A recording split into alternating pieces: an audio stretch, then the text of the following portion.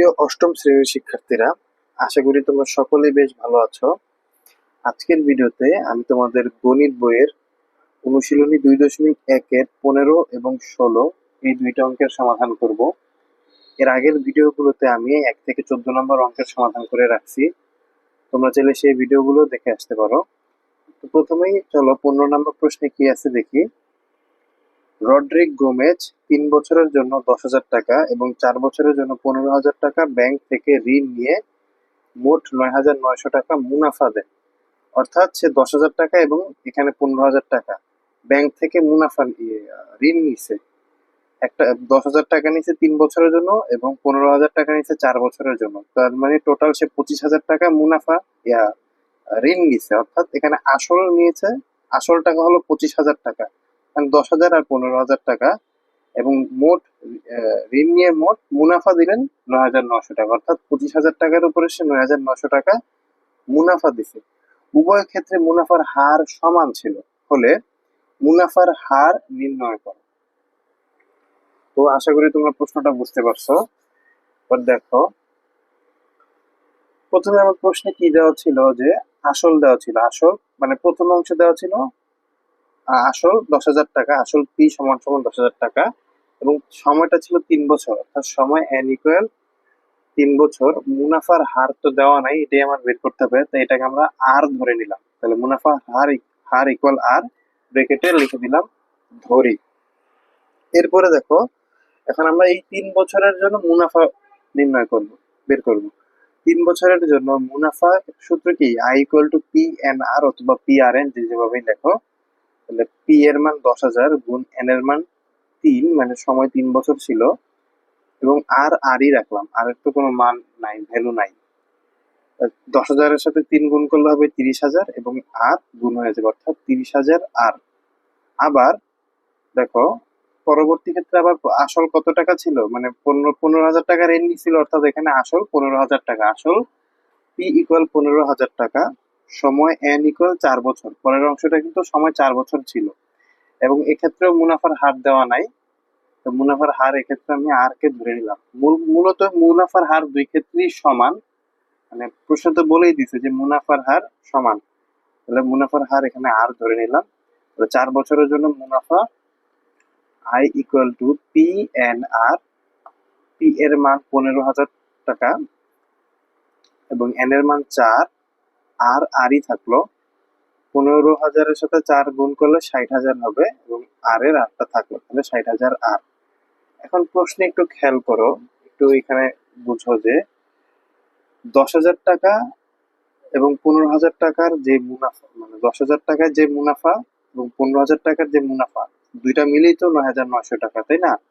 তাহলে আমি এইভাবে লিখতে পারি না যে 3 বছরের মুনাফা, 10,000 টাকার মুনাফা মূলত 3 বছরের মুনাফা, এবং 15,000 টাকার মুনাফা মূলত 4 বছরের মুনাফা।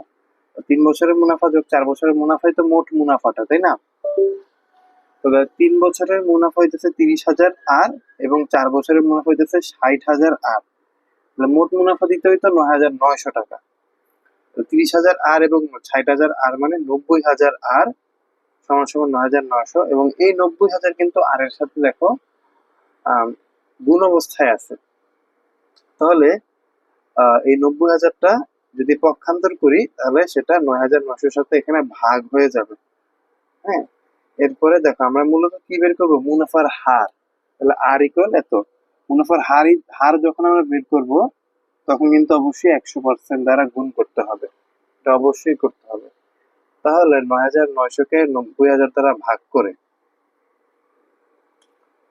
90,000 দ্বারা ভাগ করে তার সাথে 100 গুণ করলে কিন্তু 11% হবে। তো আমার কিন্তু প্রশ্নে মুনাফার হার নির্ণয় করতে বলছে, আমাদের কিন্তু নির্ণয় হয়ে গেল। সুতরাং মুনাফার হার 11%। তো আশা করি তোমরা 15 নম্বর অঙ্কটা বুঝতে পারছো। এরপরে দেখো 16 নম্বর প্রশ্নে কি আছে, একই হার মুনাফায় কোনো আসল 6 বছরে মুনাফা আসলে দ্বিগুণ হলে কত বছরে তা মুনাফা আসলে 3 গুণ হবে। মানে প্রশ্নটা হচ্ছে সেরকম, একই হার মানে মুনাফার হার একই থাকবে দুই ক্ষেত্রে, কোনো আসল মানে কোনো একটা আসল 6 বছরের মুনাফা আসলে সেটা দ্বিগুণ হয়ে যাবে। মানে ধরো 10 টাকা থাকলে সেটা 20 টাকা হবে। তাহলে প্রশ্ন হলো কত বছরে তার মুনাফা আসলে 3 গুণ হবে, তাহলে কত বছরে সেই 10 টাকাটা 30 টাকা হবে। মূলত প্রশ্ন হইতেছে এটা। তো আশা করি প্রশ্নটা বুঝতে পারছো। তো চলো এটা সমাধান করি। তো আসল মূলত কত টাকা সেটা আমরা জানি না, সেটাকে আমরা ধরে নিলাম পি টাকা। তাহলে ধরি আসল সমান সমান পি টাকা। তাহলে 6 বছরে মুনাফা আসলে দ্বিগুণ হলে, তাহলে প্রশ্নতে বলেই দিছে যে 6 বছরে মুনাফা আসলে দ্বিগুণ হলে, তাহলে সুতরাং মুনাফা আসল 2p টাকা, মানে দ্বিগুণ যেহেতু 2p টাকা। সুতরাং মুনাফা কি হবে? আমরা কি দেখো, মুনাফা আসল দেওয়া আছে, আসলও দেওয়া আছে। আসল দেওয়া আছে বলতে আমরা ধরে নিছি। তো মুনাফা আসল থেকে যদি আমরা আসলটা বিয়োগ করে দিই তাহলে আমরা মুনাফা পেয়ে যাব। তো সুতরাং মুনাফা সমান সমান মুনাফা আসল বিয়োগ আসল। তাহলে মুনাফা আসল হলো 2p টাকা, বিয়োগ আসল হইতেছে p টাকা। 2p থেকে p বিয়োগ করলে হয় শুধুমাত্র p টাকা।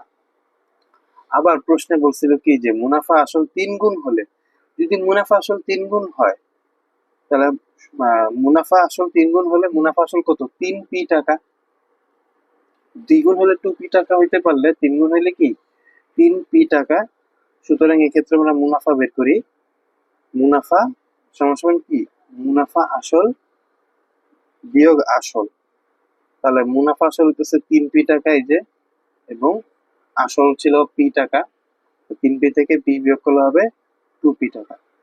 তাহলে এই তথ্যগুলো যে আমি বের করলাম, এই তথ্য থেকে আমি এভাবে বলতে পারি না যে দেখো এখন p টাকা মুনাফা হয় 6 বছরে। এই যে এখানে দেখো আসল কিন্তু p টাকা ছিল, এটা কয় বছরের জন্য হয়েছিল? 6 বছরের জন্য আসল বেরিয়েছিল। প্রশ্ন কিন্তু বলে দিছে যে 6 বছরে মুনাফা আসলে দ্বিগুণ হয়। মানে মানে কোন একটা আসল 6 বছরে মুনাফা আসলে দ্বিগুণ হয়, তাহলে আসল p টাকা 6 বছরে দ্বিগুণ হয়। তাহলে আমি এটা বলতে পারি না যে p টাকা মুনাফা হয় 6 বছরে। বা এভাবেও দেখতে পারো, মুনাফাই কিন্তু p টাকা বের হয়েছিল। দেখো মুনাফা কিন্তু প্রথম ক্ষেত্রে p টাকা বের হয়েছিল। হ্যাঁ, তাহলে মুনাফা যদি p টাকা বের হয়ে থাকে, এই p টাকাটা কত বছরের জন্য হয়েছে? অবশ্যই 6 বছরের জন্য। দেখো 6 বছরে মুনাফা আছে, 6 বছরের জন্য। তাহলে আমি বলতে পারি না যে p টাকা মুনাফা হয় 6 বছরে।